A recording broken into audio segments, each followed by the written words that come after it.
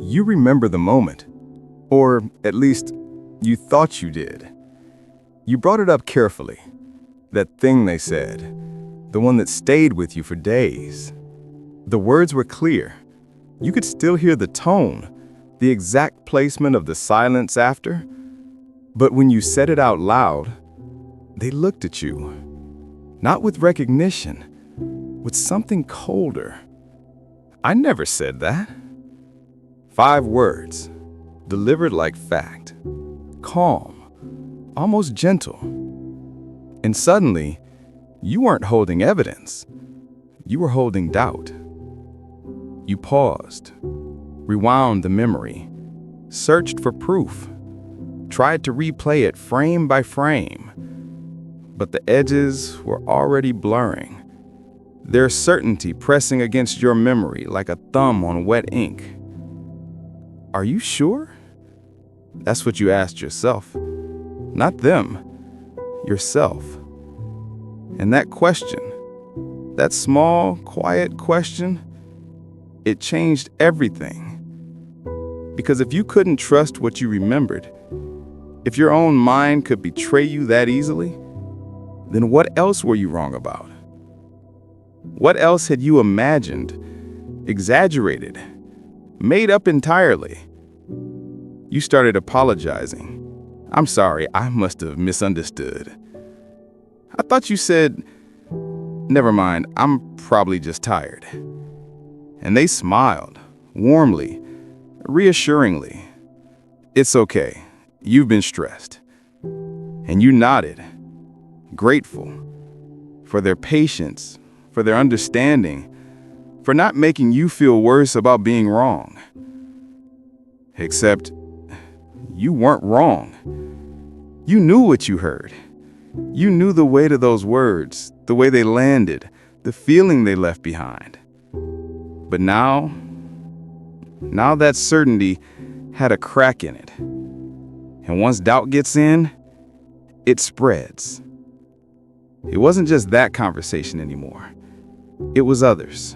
Moments you thought you understood. Promises you thought were made.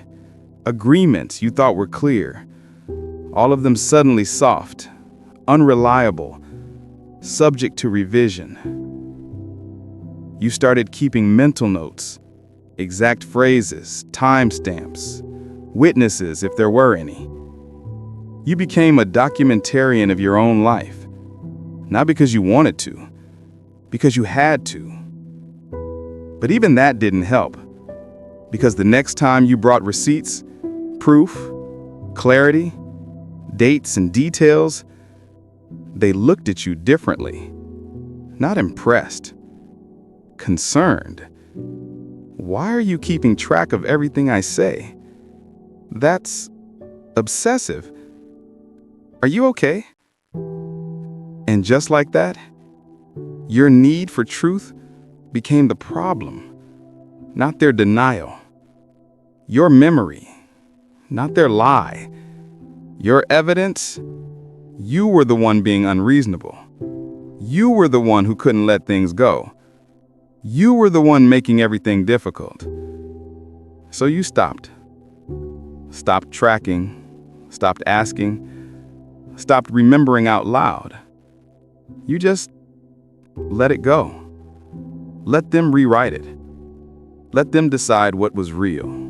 Let them be right. Because it was easier than being called crazy. Easier than fighting for a reality no one else could see. And slowly, you forgot how to trust yourself. You forgot that your memory mattered, that your perception was valid, that you had a right to your own experience. You became a ghost in your own story, present, but not believed, not even by yourself. You started second-guessing everything. Not just conversations, everything. The way someone looked at you, the tone they used, whether they were upset, whether you imagined it. You'd replay moments over and over, searching for what you missed, what you misread, what you made up. Because if you were wrong once, you could be wrong about anything. That's what the doubt whispered. and you believed it. The fog came slowly, not all at once. It started as confusion, then hesitation, then a kind of numbing. You stopped saying what you thought, because what if you were wrong? What if your version wasn't real? What if you hurt someone by insisting on something that never happened? So you stayed quiet. You smiled. You nodded. You agreed, even when everything in you screamed otherwise. But the screaming got quieter over time because you learned to muffle it. You learned that your instincts were faulty, that your gut lied, that your memory couldn't be trusted. They didn't need to convince you anymore. You did it yourself. You became your own jailer, your own editor, your own silencer. And the worst part? You thought this was growth. You thought you were learning to be less reactive, more reasonable, more mature. You didn't realize you were disappearing, piece by piece, memory by memory, truth by truth, until you couldn't remember what you actually thought anymore, only what you were allowed to think. You became a translator, taking your raw feelings, the ones that felt true and urgent and real, and filtering them through their lens. Would this upset them? Is this too much? Am I remembering this right, or am I being crazy again? The word crazy started living in your mind, not because they said it, though sometimes they did, but because you started wondering, what if I am? What if this whole time I've been the problem? What if my mind really is broken? You started monitoring yourself constantly, watching your tone, measuring your reactions, checking if your feelings were proportional. Proportional to what? You didn't even know. You just knew they had to be smaller, quieter, more controlled. You learned to perform calm, even when you were breaking inside. Especially then, because showing the break would prove them right. You were too emotional, too unstable, too much. So you became less and less and less, until you fit perfectly into the shape they wanted. Quiet, agreeable, uncertain of your own mind. And when you finally fit, when you stopped questioning, when you stopped remembering out loud, they smiled. See? This is so much better. I knew you'd come around. And you nodded, because what else could you do? You'd already lost the ability to argue, to defend, to stand in your own truth, because you no longer knew what that truth was. Your past became negotiable. Your memory a rough draft, always subject to their edits, their revisions, their final say. And you accepted it, because the alternative, trusting yourself, felt impossible. You stopped having conversations. You had negotiations. Every interaction a careful balance. What could you say without triggering conflict? What could you feel without being told you were overreacting?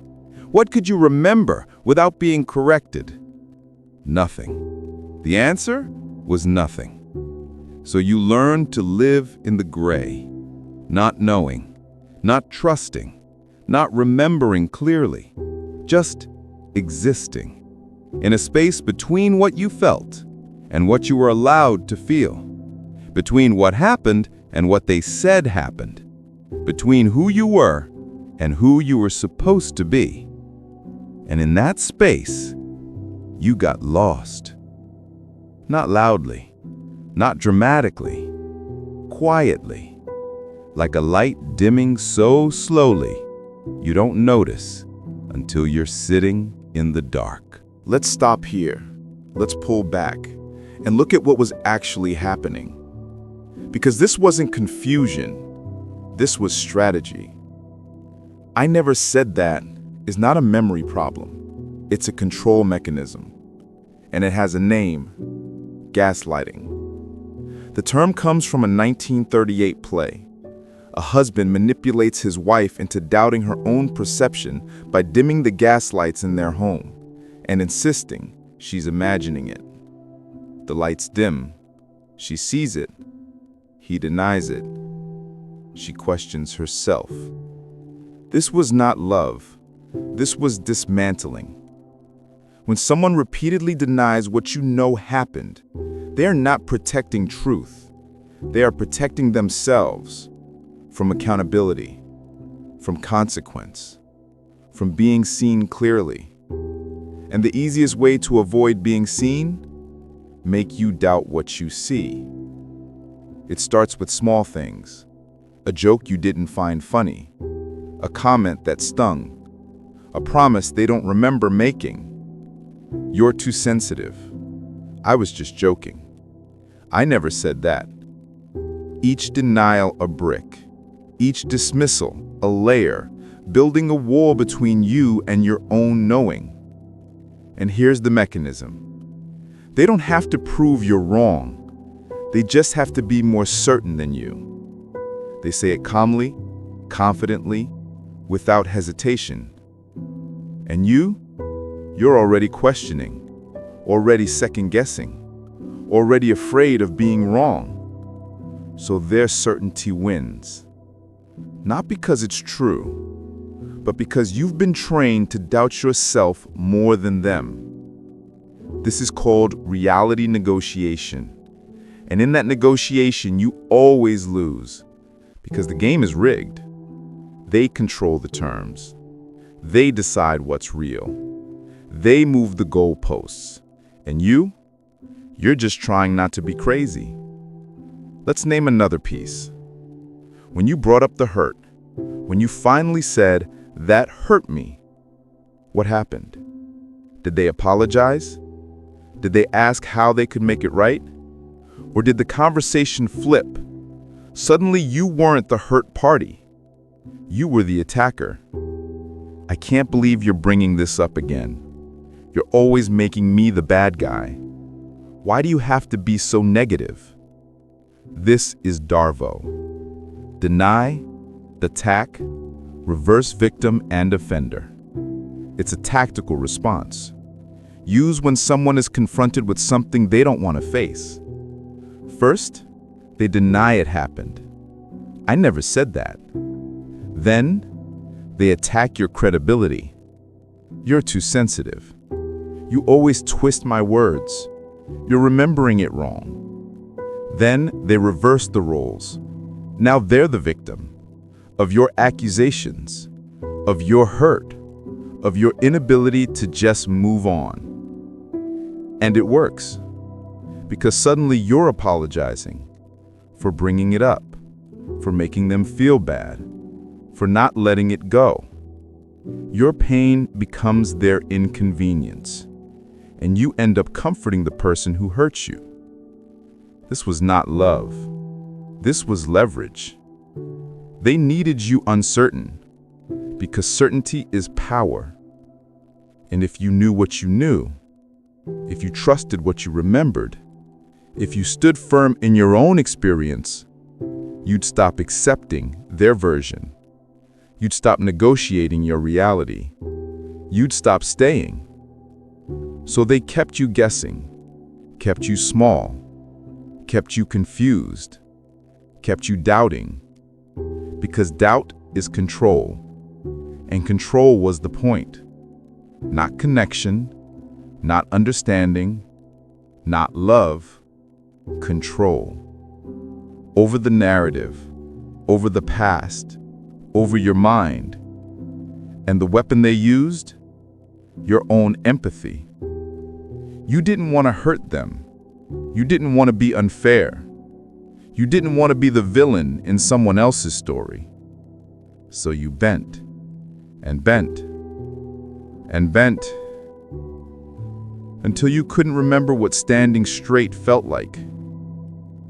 But here's what they didn't tell you. Your memory wasn't broken. It was being erased. Your perception wasn't flawed, it was being rewritten. And your certainty wasn't arrogance, it was survival. Because the moment you trust yourself again, the whole illusion collapses. And they can't let that happen. So they kept saying it. I never said that. Until you believed them more than yourself. Until their story became the only story. Until you disappeared completely. But you didn't. Not completely. Because somewhere, deep down, you still knew. There was a moment. Maybe you remember it. Maybe it's happening right now. The moment the fog started to lift.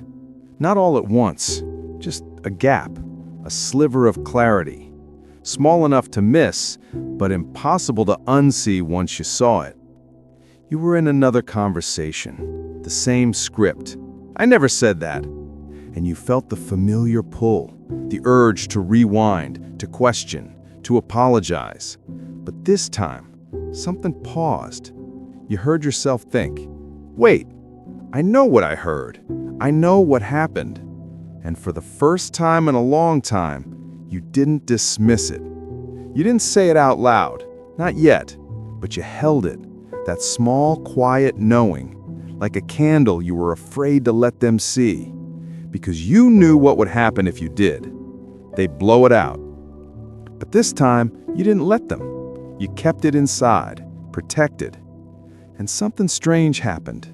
The more you held your own truth, even silently, the weaker their version became.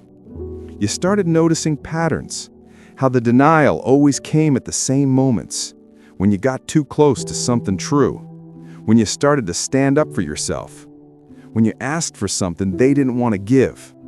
I never said that. It wasn't random. It was tactical, a shield, used precisely when the truth became inconvenient. And once you saw the pattern, you couldn't unsee it. Every conversation became transparent. You could see the script before they said it. I never said that. You're too sensitive. You're imagining things. Why can't you just let it go? The same lines, over and over, like a play they'd performed 1,000 times. And you realize something. They weren't responding to you. They were running a program, a defense system activated whenever you got too close to their accountability. And suddenly, their certainty didn't feel powerful anymore. It felt rehearsed. You started testing it, quietly, bringing up things you knew they said, not to fight, but to watch. And sure enough, I never said that. Every time, like clockwork. And you stopped arguing, not because you believed them, but because you finally believed yourself. You didn't need their validation anymore. You didn't need them to admit what happened. You didn't need them to see you clearly, because you saw yourself. And that changed everything. You stopped shrinking. You stopped apologizing for remembering. You stopped negotiating your reality. Not loudly, not with confrontation, just quietly. Internally, you reclaimed your mind. And here's what you learned. Your memory wasn't the enemy. It was the witness, the one thing they couldn't fully control. So they tried to make you distrust it. They tried to make you the unreliable narrator of your own life. But your memory was never broken. It was protecting you. Every moment you remembered, every word that stung, every promise that was broken, your mind held onto them, not to punish you, but to keep you safe, to show you the pattern, to give you the data you needed to finally see. You weren't going crazy. You were waking up. And waking up in the middle of a lie feels a lot like losing your mind, because everything you thought was solid suddenly isn't. But that doesn't mean you're broken. It means the illusion is. You started to notice something else too, how different you felt around other people. People who didn't make you second guess every sentence. People who remembered what they said. People who didn't rewrite history every time it made them uncomfortable. With them, you could breathe.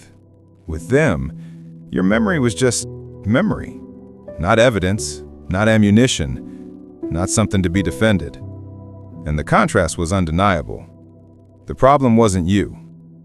It was them. It was always them. And your mind, your memory, your gut, they were never the enemy. They were the alarm, the warning system, trying to tell you what you weren't ready to hear until now. So what do you do now? Now that you see it, now that you know, you don't go back. You can't. Not to the version of you that believed their lies more than your truth. Not to the fog, not to the doubt. That door is closed. But you also don't need to burn everything down. You don't need a dramatic exit. You don't need them to finally admit the truth, because their admission isn't what sets you free. Your knowing is. You start small. You stop defending your memory. When they say, "I never said that," you don't argue. You don't pull out receipts. You don't try to convince them. You simply say, "I remember differently," and you leave it there. No explanation, no justification, no apology. Just your truth, standing, quietly, firmly. And watch what happens. They'll push. "What do you mean you remember differently? Are you calling me a liar? You always do this." Let them push. You're not a wall anymore.